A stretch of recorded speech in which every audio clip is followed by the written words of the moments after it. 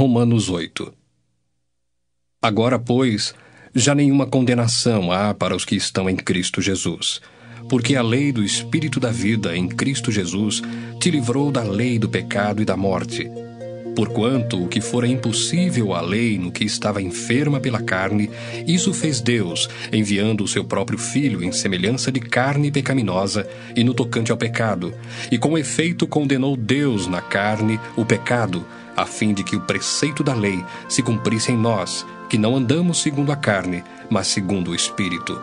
Porque os que se inclinam para a carne cogitam das coisas da carne, mas os que se inclinam para o Espírito das coisas do Espírito. Porque o pendor da carne dá para a morte, mas o do Espírito para a vida e paz. Por isso, o pendor da carne é inimizade contra Deus, pois não está sujeito à lei de Deus, nem mesmo pode estar. Portanto, os que estão na carne não podem agradar a Deus. Vós, porém, não estáis na carne, mas no Espírito, se de fato o Espírito de Deus habita em vós. E se alguém não tem o Espírito de Cristo, esse tal não é dele. Se, porém, Cristo está em vós, o corpo, na verdade, está morto por causa do pecado, mas o Espírito é vida por causa da justiça. Se habita em vós o Espírito daquele que ressuscitou a Jesus dentre os mortos, esse mesmo que ressuscitou a Cristo Jesus dentre os mortos, vivificará também o vosso corpo mortal por meio do seu Espírito que em vós habita. Assim, pois, irmãos, somos devedores, não à carne, como se constrangidos a viver segundo a carne. Porque se viverdes segundo a carne, caminhais para a morte. Mas, se pelo Espírito mortificardes os feitos do corpo, certamente vivereis. Pois todos os que são guiados pelo Espírito de Deus são filhos de Deus. Porque não recebestes o espírito de escravidão, para viverdes outra vez atemorizados, mas recebestes o Espírito de adoção, baseados no qual clamamos, Abba, Pai. O próprio Espírito testifica com o nosso Espírito que somos filhos de Deus. Ora, se somos filhos, somos também herdeiros, herdeiros de Deus e co-herdeiros com Cristo. Se com Ele sofremos, também com Ele seremos glorificados. Porque para mim tenho por certo que os sofrimentos do tempo presente não podem ser comparados com a glória a ser revelada em nós. A ardente expectativa da criação aguarda a revelação dos filhos de Deus. Pois a criação está sujeita à vaidade, não voluntariamente, mas por causa daquele que a sujeitou, na esperança de que a própria criação será redimida do cativeiro da corrupção para a liberdade da glória dos filhos de Deus. Porque sabemos que toda a criação, a um só tempo, geme e suporta angústias até agora.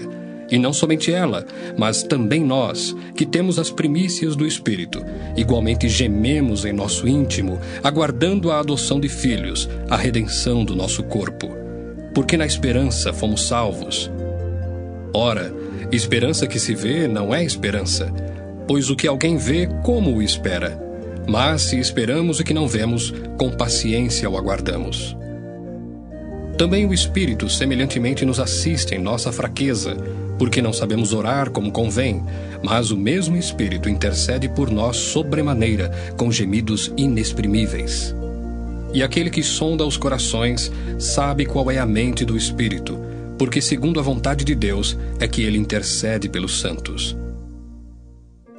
Sabemos que todas as coisas cooperam para o bem daqueles que amam a Deus, daqueles que são chamados segundo o seu propósito.